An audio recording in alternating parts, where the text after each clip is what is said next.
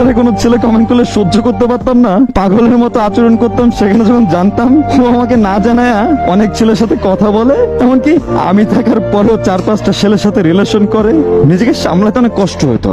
না পারতাম ওরে কিছু বলতে, না পারতাম নিজে সহ্য করতে, তাই অনেক অত্যাচার করতাম নিজেকে।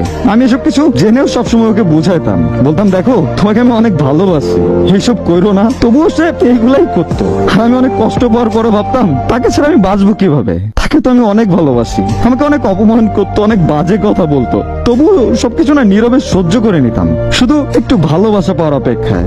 2021 সালে যে কতবার ওর ব্লগ খাইছি হিসাব নাই। ওর সাথে কথা না বলে নিজেকে পাগল পাগল মনে হতো জীবনের কিছুই নাই।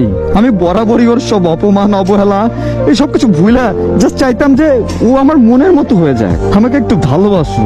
কিন্তু ওর এই বাজে অভ্যাস না কখনোই পরিবর্তন হয় নাই, আর না কখনো আমি করতে পেরেছি। বরং ভালোবাসাটা আজও ঠিক আগের মতোই আছে। সোচ লাগে যে আমি তার মতো কখনো হইতে পারি নাই, বা সে যেমনটা আমাকে দূরে রেখে বিন্দাস লাইফ কাটাচ্ছিল আমি সেটা পারি নাই। তবুও সমাপ্তিতে তাকে আমি আমার করে পাই নাই। আর এটাই হচ্ছে কাউকে সবটুকু উজাড় করে ভালোবাসার শাস্তি।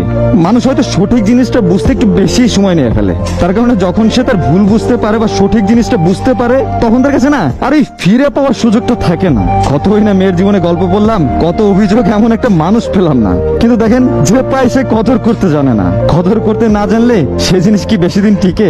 লোহাতে একদিনে হয়তো জং না ধরতে পারে, কিন্তু মাসের পর মাস, বছরের পর বছর যদি ফেলে রাখেন তাহলে তো ধরবেই। আর যখন সেই জং ছাড়াতে যাবেন দেখবেন লোহার গুণাগুণ তো শেষ এবং সেটা প্রায় ধ্বংসের দিকে। এমন মেয়েগুলোও একটা দিন আফসোস করবে, বিশ্বাস করেন আমার কথাগুলো, তারাও প্রচন্ড পরিমাণ আফসোস করবে। আর আপনার থেকেও বেশি কষ্ট পাবে যেটা সে আপনাকে দিয়েছিল। সময় কাউকে না ছাড় দেয় না, নিজের কর্মের ফল নিজেরই ভোগ করতে হবে।